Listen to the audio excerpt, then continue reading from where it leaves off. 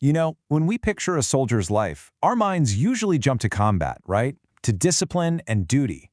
But beyond the battlefield, there's this whole hidden world, just full of surprising realities and, well, some pretty bizarre traditions. So let's pull back the curtain and uncover some of the most unexpected parts of a soldier's unseen life. So let's kick things off with a question. Throughout most of military history, what do you think has been the single biggest killer of soldiers? It's not what you're probably thinking. It's not bullets or bombs or bayonets.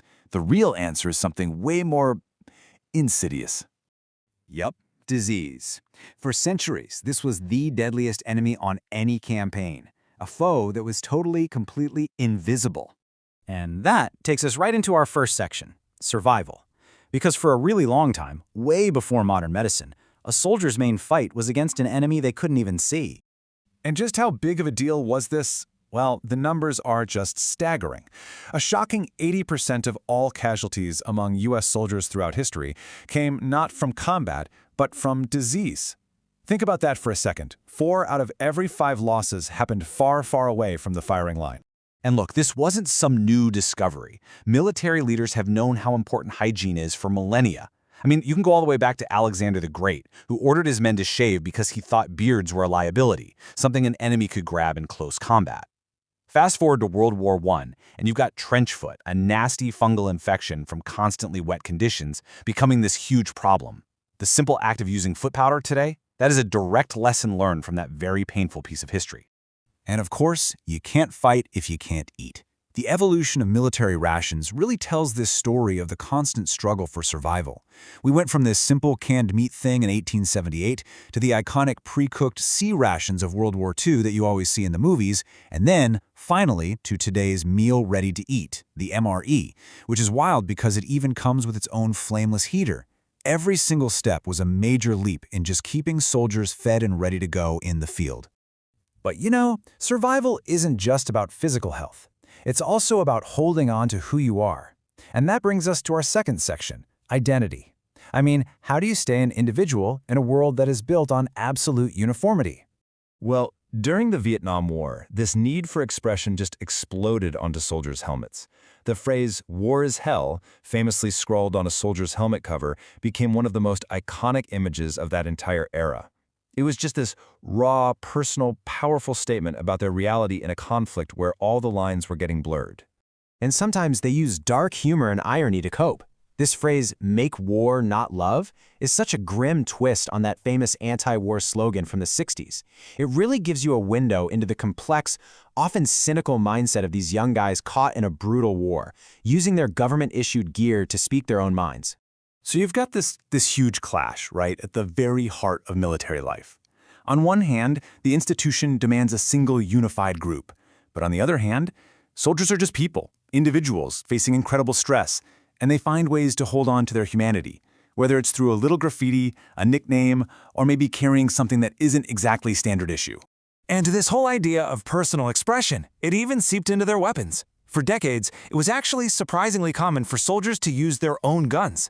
General Patton was famous for his ivory-gripped revolvers. During World War II and Vietnam, some soldiers had firearms mailed to them from home. Can you imagine? And a lot of the time, officers would just look the other way if it boosted morale. Today? No way. That practice is absolutely strictly forbidden, a huge shift towards total uniformity. Okay, now for one of the most fascinating parts of military life, it's culture. Because every branch, every unit has its own bizarre traditions that, yeah, they seem really strange to us outsiders, but they are absolutely essential for building those tight-knit bonds. Take the roof stomp in the U.S. Air Force. Picture this. A new commander takes over, so their subordinate officers go over to their house, get up on the roof, and just start making a huge rocket until the commander surrenders and invites them all inside for a party. It's a very loud and very strange way to say, "Welcome to the team." The Royal Air Force has a more fiery tradition, piano burning. The exact origin is a little fuzzy. Some say it started to honor a beloved pilot who was killed in action by burning the piano he used to play in the officers' mess. But whatever its roots, it continues today as this really powerful, symbolic ceremony for fallen comrades or units that are disbanding. And then you have something that sounds like a holiday, but is actually, well, it's kind of a wake. It's called Black Tot Day. For over 300 years, British Royal Navy sailors got a daily ration of rum. But on July 31st, 1970, the tradition was officially abolished. They said it just wasn't compatible with modern naval technology.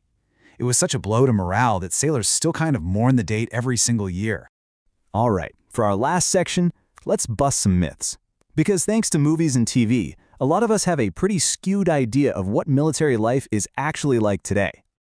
This is one of the biggest and frankly most damaging myths out there, and it's all about post-traumatic stress disorder. The media stereotype is often this image of a ticking time bomb, but the facts, they tell a very, very different story. The vast majority of veterans who have PTSD are not violent, and the truth is, most service members never develop it at all. Let's be clear. PTSD is a very real and serious issue for those who do experience it, but it is not a universal outcome of serving in the military. For recent veterans, about 1 in 5 display symptoms, which means the vast majority, 80%, do not. Okay, another one you hear all the time. Military folks don't get paid anything. And yeah, while the base salary for a brand new recruit is pretty modest, that is only one small piece of the puzzle. The pay scales go up dramatically with rank and experience, and the total compensation package includes incredibly valuable benefits like housing allowances, free healthcare, and college tuition through the GI Bill. And the difference isn't small. We're talking about a massive gap. A new recruit is starting with a base pay around $22,000. Contrast that with a 4-star general who's got decades of service. They can make over $200,000 in base pay alone. So this idea of one single military salary is a complete myth. And finally, let's talk about the myth that joining the military is some kind of last resort for people with no other options. The reality is, enlisting is tough. You need a high school diploma, you have to be a citizen, and you have to pass a very rigorous medical exam and a really difficult aptitude test called the ASVAB. It is anything but an easy path.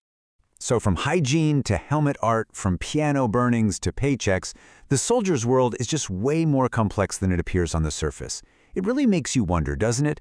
What other stereotypes about any group of people do we just accept as truth without even giving it a second thought?